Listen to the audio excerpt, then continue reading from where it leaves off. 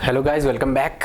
एक नए सेशन में आपका स्वागत है। ठीक है, देखो आज के वीडियो में जो हम बात करेंगे वो किसकी बात करेंगे, रिएक्शन विद एसिड। हमारा एमाइंस वाला पार्ट चल रहा है। तो एमाइंस के साथ रिएक्शन करने पे, एसिड की रिएक्शन करने पे तो आपको इतना पता चल गया कि सॉल्ट का फॉर्मेशन होगा। किसका फॉर्मेशन होगा? सॉल्ट का फॉर्मेशन। ओके, तो इतना दिमाग में बैठा के चल दो कि एमाइंस के साथ जब भी रिएक्शन होगा उस टाइम क्या होगा, सॉल्ट का फॉर्मेशन होगा।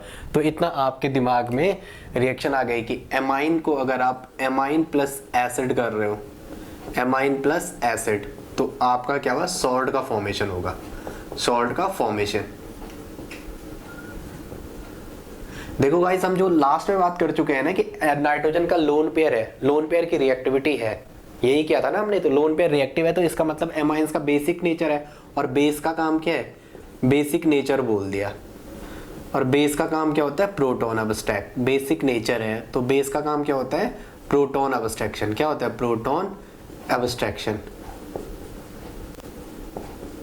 ठीक है, तो हमने जब भी एमाइंस, कोई भी एमाइंस ले लिया, सपोज आपने मिथाइल एमाइन ले लिया, CH3NH2, ये लोन पेयर है, HCl से रिएक्शन कराने गए तो ये क्या करेगा? प्रोटॉन अबस्ट्रैक्ट, इसके 2 इलेक्ट्रॉन Cl पे, और Cl पे 3 लोन पेयर पहले से थे। क्या थे? 3 लोन पेयर पहले से थे। इसके 2 इलेक्ट्रॉन भी किस पे चले जाएंगे? इसी Cl पे। तो यहाँ क्या बनेगा? CH3N पे तो 2 H पहले से थे, ये ऐसे, और ये H यहाँ जुड़ जाएगा Cl काउंटर आयन की फॉर्म में। तो ये यही तो है, CH3NH4 पे पॉजिटिव और Cl पे नेगेटिव। तो ये क्या बन गया? This is the methyl ammonium chloride. Methyl ammonium chloride, methyl ammonium chloride. Salt ही तो है ये, मिथाइल अमोनियम क्लोराइड। ठीक है, जैसे कोई भी आपको सॉल्ट दे रहेगा उस पर फर्दर रिएक्शन करा दो आप। ओके, ठीक है, जैसे ऐसा दे रहेगा, सपोज एनिलीन वाला दे रखा है, ऐसा एनिलीन दे रखा है, ऐसा यहाँ पे है NH2। इसकी रिएक्शन अगर सपोज एसिड से दे रखी है, HCl से, तो आप जब भी ऐसा करो ना तो इसके सिंगल सिंगल इलेक्ट्रॉन दिखा दो। ये नाइट्रोजन का लोन पेयर। अब आपको बहुत ईजी हो, क्लोरीन का बैलेंस इलेक्ट्रॉन 7, कितना होता है? 7। क्लोरीन का जो बैलेंस इलेक्ट्रॉन है फ्लोरीन के नीचे आता है ना, तो क्या है? 7 इज द V। तो 2 to 6 और 1 7। ये लोन पेयर है। लोन पेयर क्या करेगा? यहाँ से प्रोटॉन अबस्ट्रैक्शन। क्या करेगा? प्रोटॉन अबस्ट्रैक्शन। और इसके जो 2 बॉन्ड के इलेक्ट्रॉन है इसके, वो किस पे जाएंगे? इस Cl पे। तो यहाँ पे क्या बनेगा?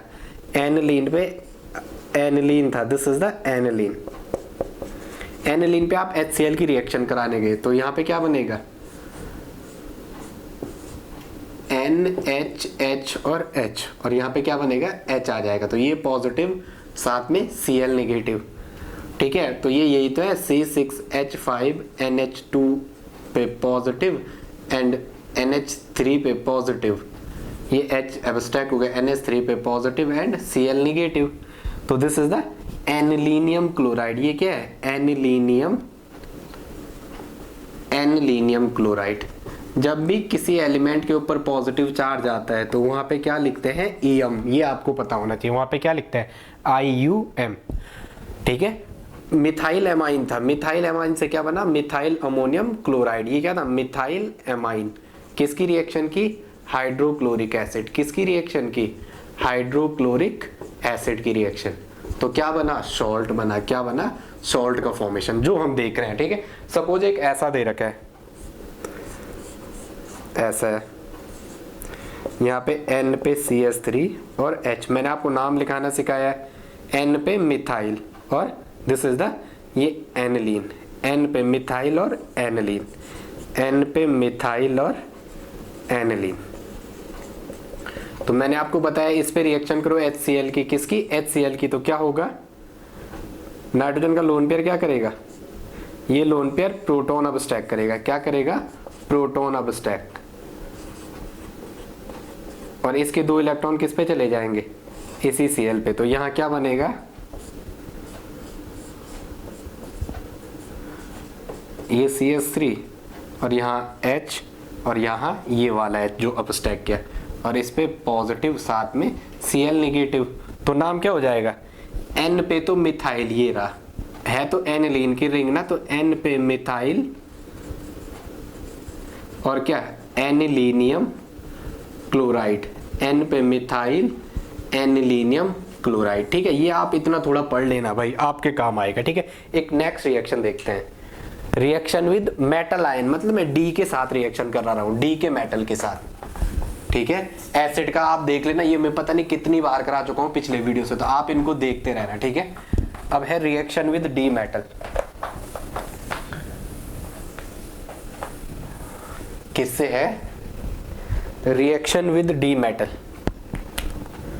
रिएक्शन विद मेटल आयन या डी के साथ, reaction with D metal ion लिख रहा हूं। आपके यहाँ तो मेटल आयन है तो मैं डी मेटल आयन लिख रहा हूं।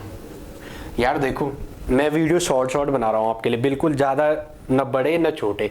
तो आप ना जो मैं बेसिक चीज बोलता हूँ, जैसे ये नाइट्रोजन का लोन पेयर है, इतने प्रोटॉन अब स्टैक किया, यहाँ पे 4 बॉन्ड बना दिए, नाइट्रोजन का बैलेंस इलेक्ट्रॉन 5 है, यहाँ पे 4 बॉन्ड बना रहा है इसलिए पॉजिटिव लिख रहे हैं। यहाँ पे Cl पे 3 लोन पेयर पैसे थे, इस बॉन्ड के 2 इलेक्ट्रॉन Cl पे गए, तो यहाँ पे निगेटिव चार्ज क्यों लिखा? क्योंकि Cl का बैलेंस इलेक्ट्रॉन 7 होता है, यहाँ इलेक्ट्रॉन काउंट 8 आ रहा है। तो ये बेसिक अगर आपको आगे 8 आ रहा है तो आपको कोई दिक्कत नहीं होने वाली, ठीक है। तो अब देखते हैं, यहाँ 2 से है, एक Ag के 1 पॉजिटिव से रिएक्शन है और दूसरी है Cu2 पॉजिटिव से।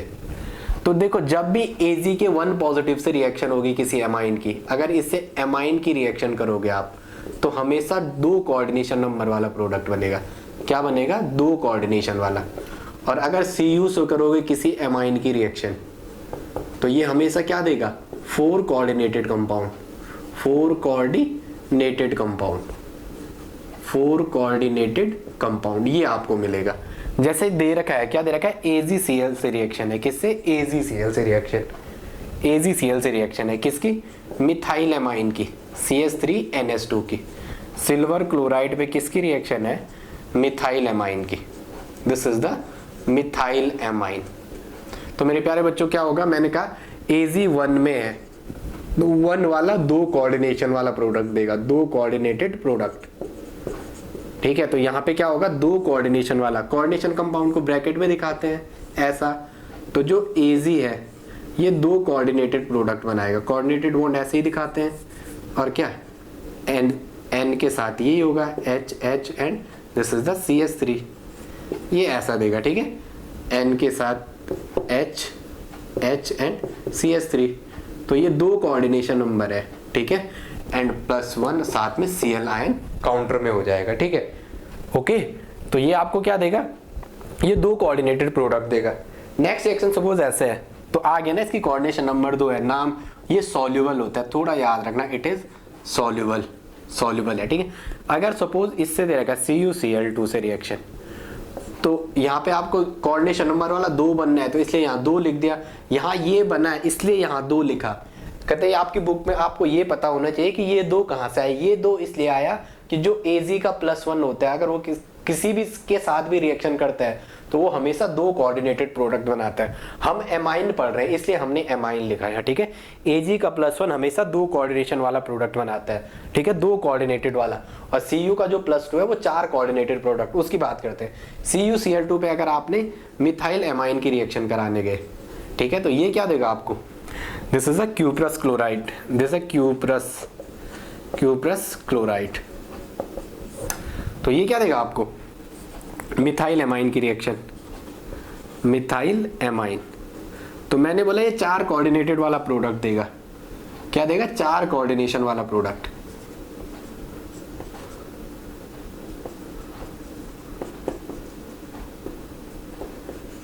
और कोऑर्डिनेशन को हमेशा ऐसे ब्रैकेट से दिखाते हैं, ठीक है, ये तो आपको पता ही होगा।